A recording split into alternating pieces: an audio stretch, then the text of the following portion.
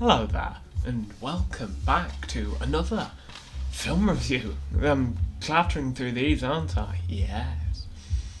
I hope you are enjoying these because I'm having so much fun doing them. Because I like talking about movies and reviewing movies and looking at how successful said movies were. Gaming videos will probably return at some point. I'm trying to work out what the best game to dive back into would be. But that they may return at some point. Wrestling reviews, that hasn't happened for a long time.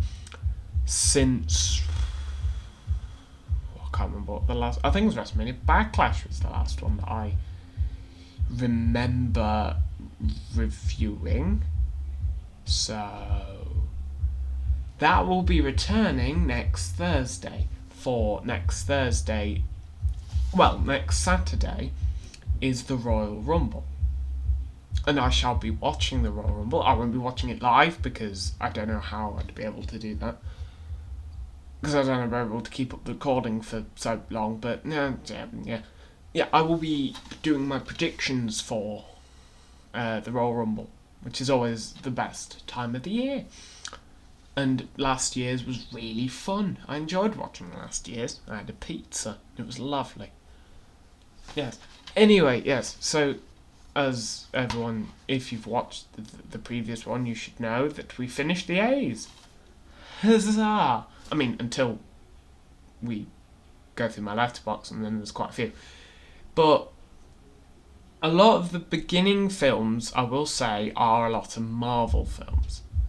Like, for some reason, like, a lot of the DVDs I own are Marvel films. So we'll be climbing through them, but eventually we're going to get to, like, non-Marvel films and stuff.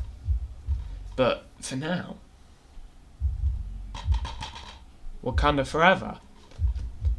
It's Black Panther. Yes. So, I will read the blurb to you. Meet the new king.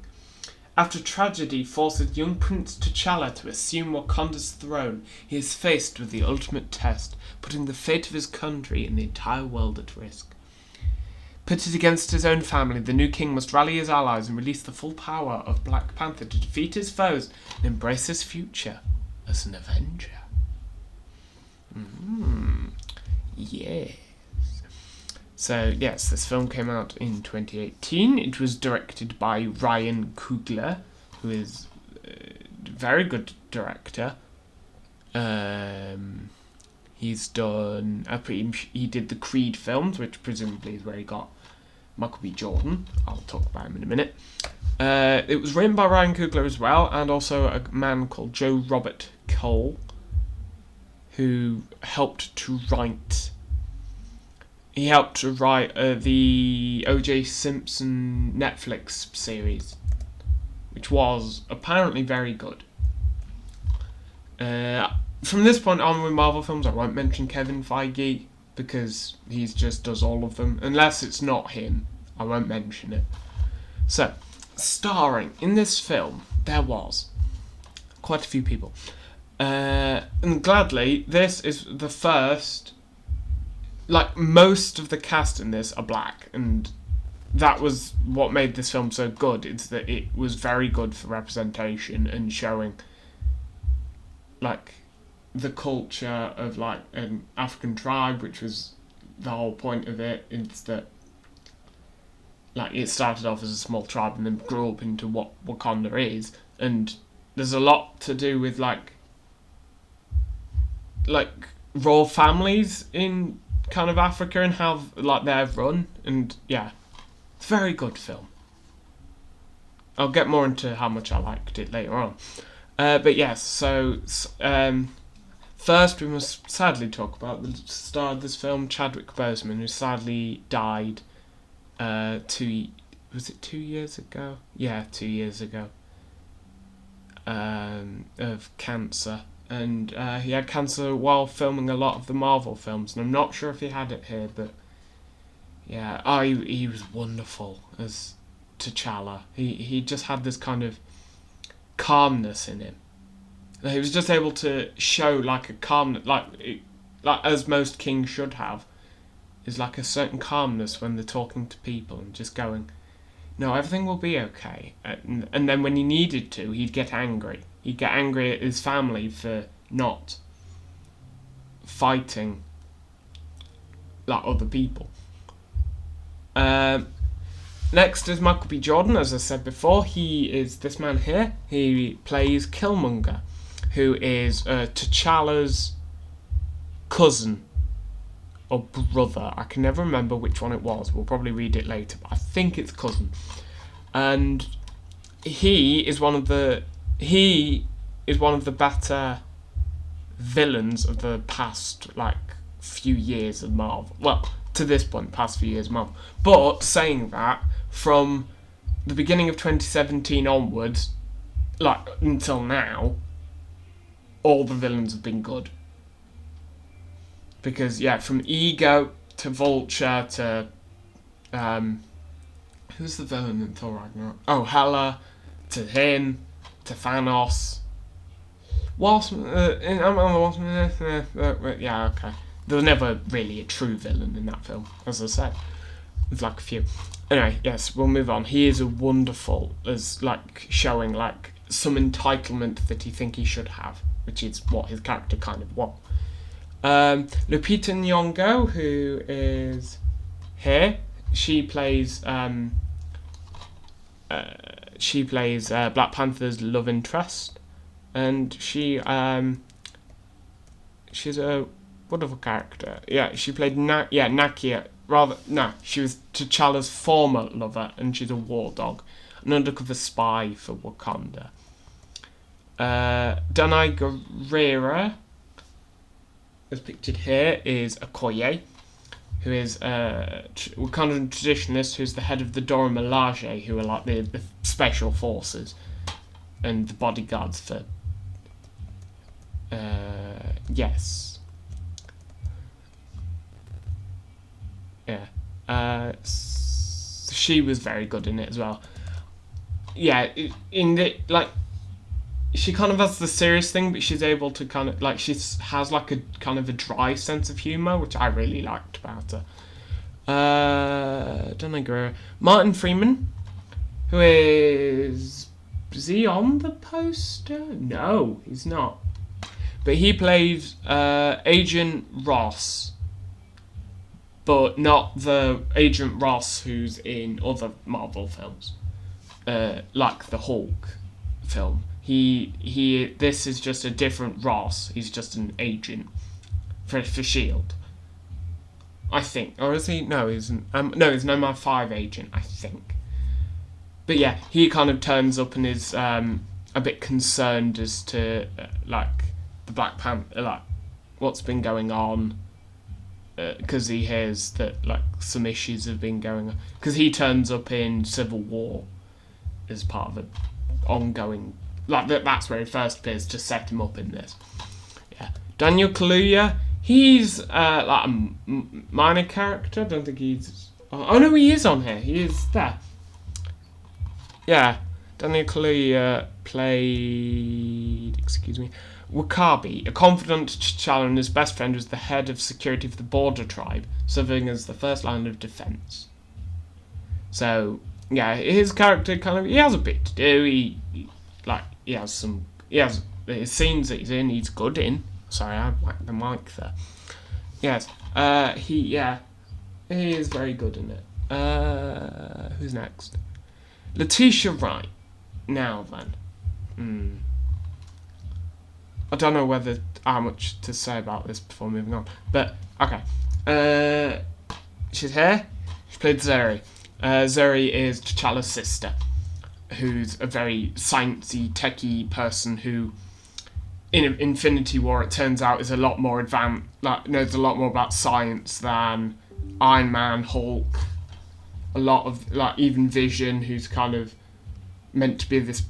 It's made of tech, so he should kind of know everything. But yeah, she knows a lot about stuff. The only issue is she's an anti-vaxxer, so... and she's supposedly going to be in the second film, and I don't know what's happening with that film, but... They're supposed to be starting filming again, but whether they will with her or not, or they'll recast her, I don't know.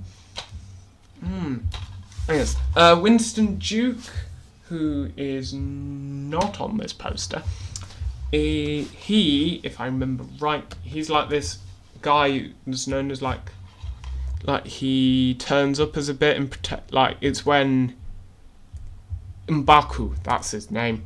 A powerful, ruthless warrior leads the leader of the Wakanda's mountain tribe who protest T'Challa being the new king. So his whole thing is that he's in like this mountain.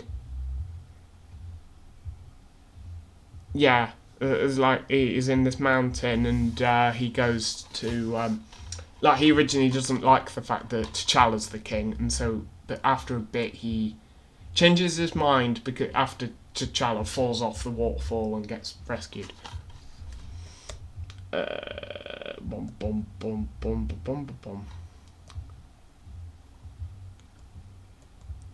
Oh no, Letitia Wright is Shuri, not Zuri, Shuri, who's apparently 16 years old in the film. Yes, and the executive producer called her the smartest person in the world, even more so than Tony Stark, which is quite surprising, really. I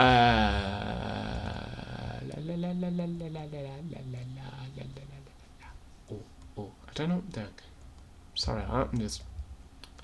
I was waiting to get to the top. Anyway, Angela Bassett plays T'Challa's mother. And, yeah, she plays T'Challa's mother, and she's not in it that much, but she's good in it. Yeah, T'Challa and Shuri's mother, the Queen Mother Wakanda, Ramonda served as an advisor to T'Challa for when he would otherwise have turned to his father. And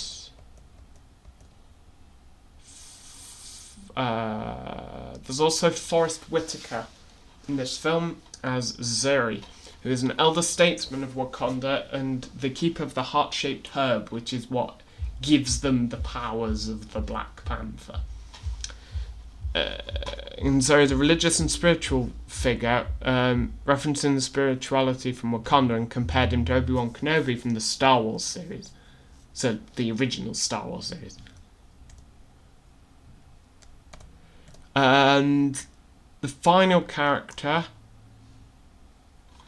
is, again, not on here, which is good, in a way, is Andy Serkis, who plays Ulysses Klaue, who turns up in Age of Ultron, who I actually forgot to mention that Andy Serkis played him. But yeah. He's a South African black market arms dealer, smuggler and gangster who's allied with Killmonger. But then, yeah. And his arm was chopped off by Ultron before. Reprise their respective roles of T'Chaka and Io from Captain America.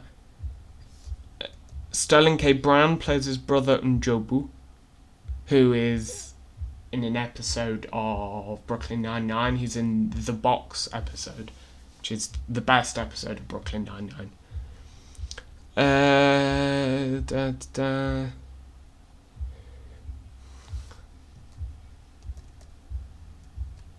Trevor Noah's in the film. He voices the ship AI. And the cameo is Stanley plays a patron in the casino in South Korea. And Bucky Barnes turns up at the end.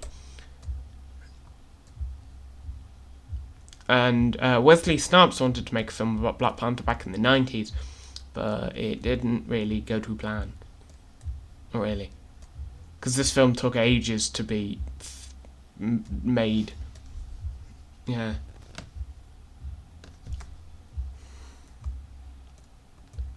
Yeah, and the film received this film... There's a running time of 134 minutes, so it's not as long as most Marvel films, to be fair. It was released on the premiere of it was on January the 29th, 2018. Oh, pardon me, I really apologise for that, sorry. And February the 16th, 2018 in the United States. And it had a budget of $200 million, and the box office was $1.348 billion. And it became the 9th highest grossing film of all time, the 3rd highest grossing film in the US and Canada, the 2nd highest grossing film of 2018, became the highest grossing film directed by a black filmmaker, which is huge news. And the film received numerous accolades with 7 nominations at the Academy Awards, including the first nomination for Best Picture for a superhero film, and the first Academy Award win for an MCU film with Best Costume Design, Original Score, and Production Design. It received 3 nominations to Golden Globes, Screen Actors Guild Award. There was 2 wins, 3 wins at the Critics' Choice Awards. The sequel's coming out November the 11th this year, and there'll be a television series on set in Wakanda. Here we go. Right, the plot. Thousands of years ago, 5 African tribes war over a meteorite containing the metal vibranium. One warrior ingests a heart-shaped herb affected by the metal and gains superhuman abilities, becoming the first Black Panther. He unites all but the Jabari tribe to form the nation of Wakanda. The Jabari tribe is who Winston Duke's character, M'Baku, is the leader of the Jabari tribe. That's why he doesn't like T'Challa, because they're separate, like, tribes. The ones who wanted to make a city and the more, like, the ones who lived in the mountains and stuff. Yeah. Over centuries, Wakanda used the vibranium to develop advanced technology and isolate themselves from the world by posing as a third world country. T'Chaka visits his brother. T'Chaka accuses Njobu of assisting black market arms dealer Ulysses Claw. In the present day, following T'Chaka's death, his son T'Challa returns to Wakanda to assume the throne. He and Okoye extract T'Challa's ex-lover from an undercover assignment so she can attend his coronation ceremony with his mother and sister. At the ceremony, the Jabari tribe's leader, M'Baku, challenges T'Challa for the crown. In ritual combat, T'Challa defeats M'Baku and persuades him to yield rather than die. That battle thing will come up later.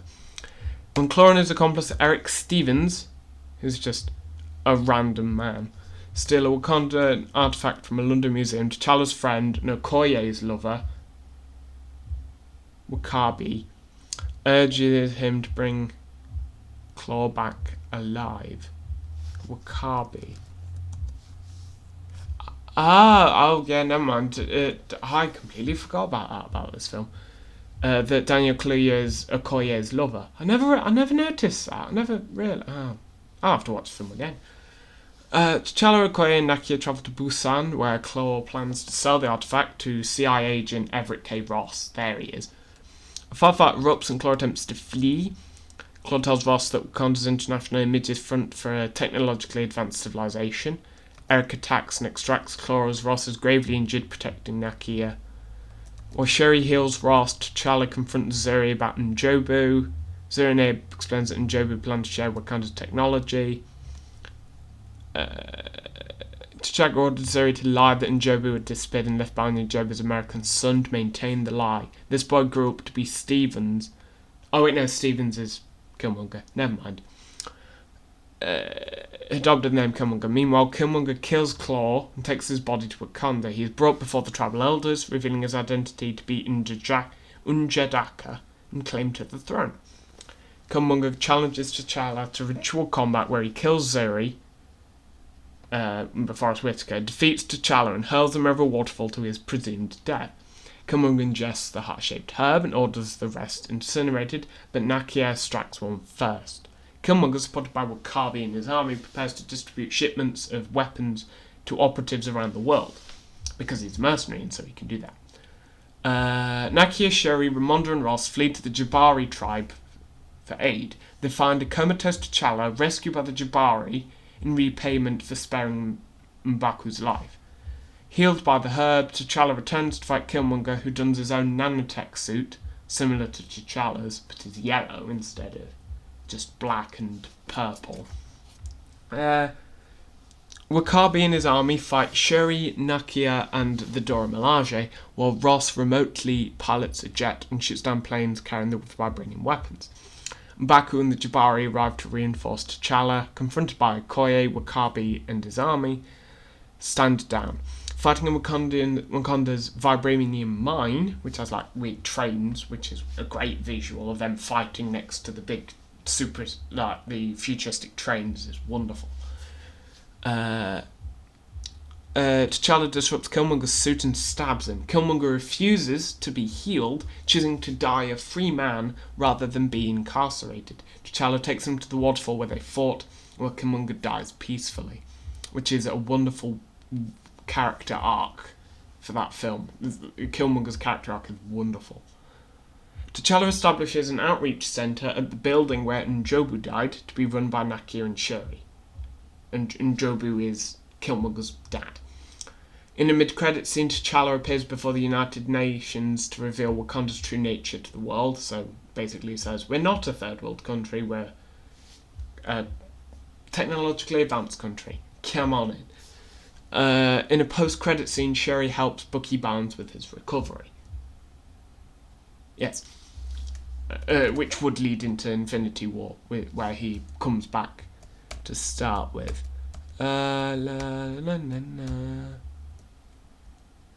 Excuse me while this is all the production stuff. There's a lot of production stuff. Design, sets. Yeah, they went to Africa to film this. Costume. Filming.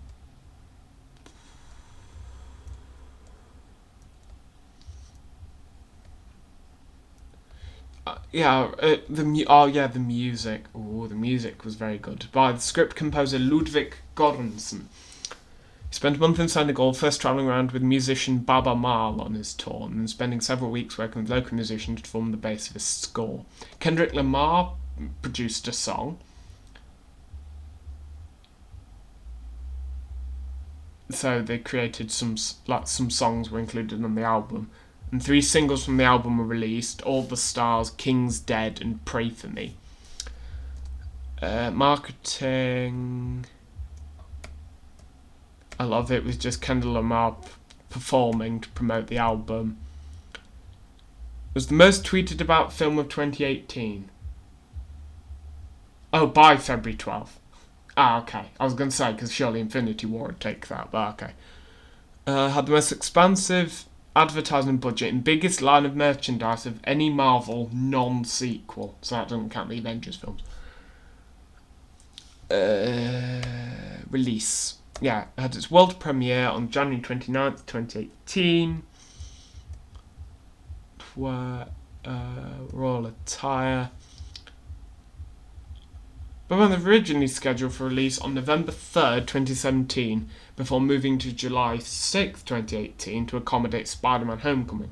It was then moved to the final February date to accommodate Ant-Man and the Wasp. Black Panther is part of Phase 3 of the MCU. Because Phase 3 was quite long. Phase 3 was Captain America Civil War through to Spider-Man Far From Home. Yeah. Which is quite a long time, because that goes like the beginning of 2016 through to the end of 2019. Which is quite a long time. It was the first public film reviewing after a nearly 30-year-old ban on cinemas was rescinded in December 2017. Oh, interesting. Reception, here we are. Black Panther, grossed $700.1 million in the United States and Canada, and $646.9 million in other territories. Became the highest-grossing solo superhero film, the third highest-grossing film of the MCU and superhero film overall, the 9th highest-grossing film of all time, and the highest-grossing film by black directors, the 5th MCU film and 33rd overall to surpass $1 billion. Calculate the film's net profit is $476.8 million, accounting for production budgets and everything else.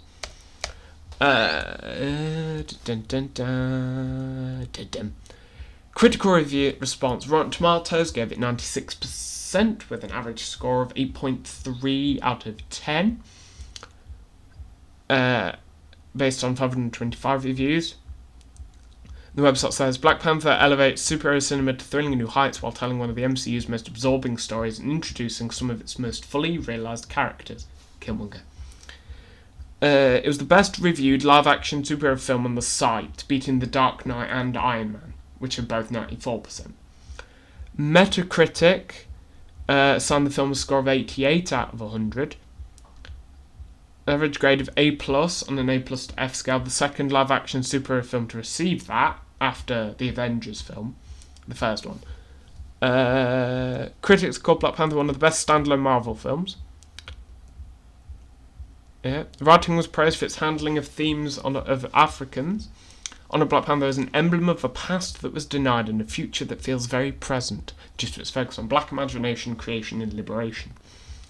Praised the theme of the film. A load of people called the film a movement, a revolution.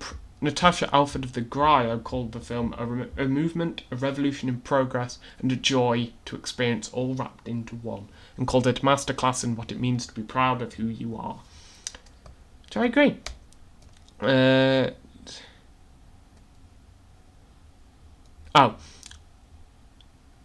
was critical of the CGI, notably the digital actors used, calling them weightless, ugly, and worst of all, incredibly distracting. Devinder Hardawar at Engadget felt two particularly disappointing CGI shots were when T'Challa flips over a cart during the career chase, which is one of the best bits in the film, so I don't know what he's on about, and when T'Challa and Killmonger punch each other as they fall within the vibranium mines, which, again, as I said before, really good. Oh, there's a really good quote here from Erlanger Turner. Many have wondered why Black Panther means so much to the black community and why schools, churches and organisations have come to the theatre with so much excitement. The answer is that the movie brings a movement of positivity to a group of people often not the centrepiece of Hollywood movies. Racial and ethnic socialisation helps to strengthen identity and helps reduce the likelihood on internalising negative stereotypes about one's ethnic group. Which is true. And a load of people, writer and activist Sean King said it was a big cultural moment in American black history, similar to Rosa Parks, Martin Luther King, Barack Obama. As that, a load of people pulled out in front of this film, and it was,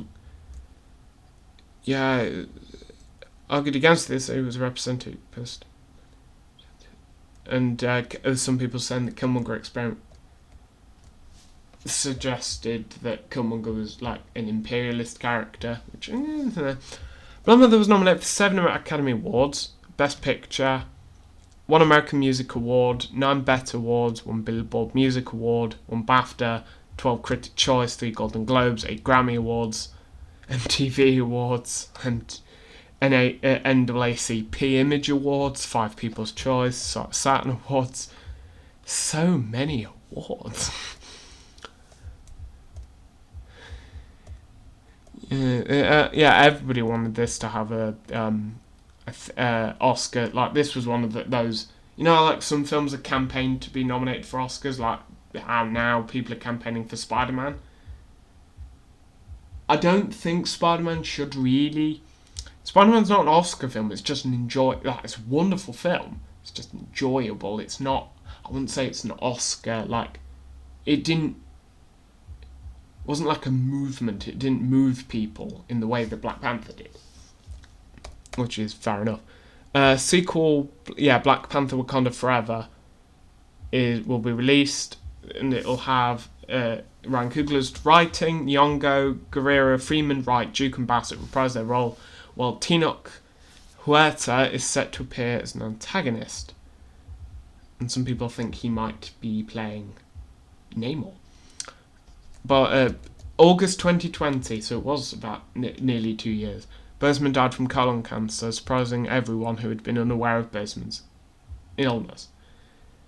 Kevin Feige said December 2020 the role of T'Challa would not be recast. And then finally, in the Untitled Wakanda series, it will be Guerrero signed a proposal as Okoye in the series, which was said to be an origin spin-off for the character. So it looks like we're going to have a bit more look at Okoye, which will be great, because I like Okoye, she's great.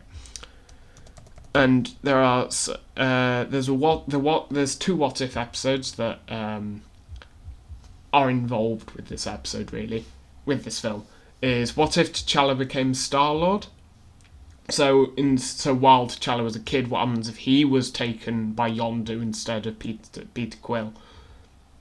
And also, what if Killmonger rescued Tony Stark, which retells this story but kind of Killmonger kills Tony Stark, and then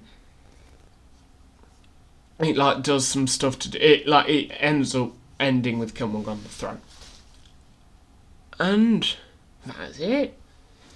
Personally, I think it was a wonderful film. It deserved all the Oscars it was nominated for. Maybe not. Well, Best Picture, it deserved to be nominated. It could have won, but I can't seem to remember what else was nominated that year. Let's have a look quickly. Best Picture 2018. So what else was there? Who was up for Best Picture 2018? Call Me By Your Name, Darkest Hour, Dunkirk, Get Out, Lady Bird.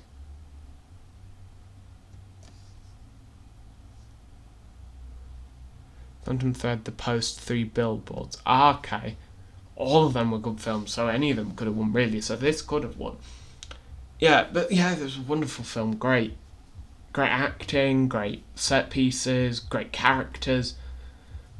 And yeah, I just hope that the sequel is good. I just hope to God that it just doesn't get cancelled, because it can't... they don't know what to do with Letitia Wright. But that's it on that subject, because I don't want to get angry. So, that's it for this film. Great film. Wonderful. Would recommend. Would recommend even if you're not a fan of Marvel films. I think that's what made it.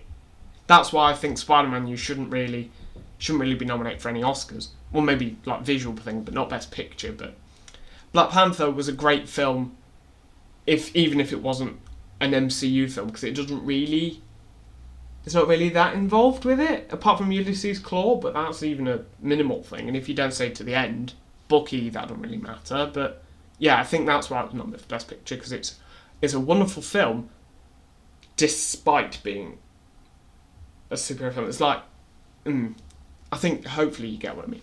But yes, anyway, next time, I know it's more Marvel, I will move on eventually, it's just when I get to it, is Captain America Civil War. Ooh, yes. My first Marvel... Well, no, it's not my first Marvel film. But it's the first Marvel film where I became very obsessed. I'll say that, yes. But, yeah. This will be fun to review. Because this sets up basically the rest of the films up till Infinity War, really. But yeah, anyway, thank you for watching, if indeed you still are, because this episode is quite long. It looks like it's going to be about like 30 odd minutes. But yeah, thank you for watching, and goodbye.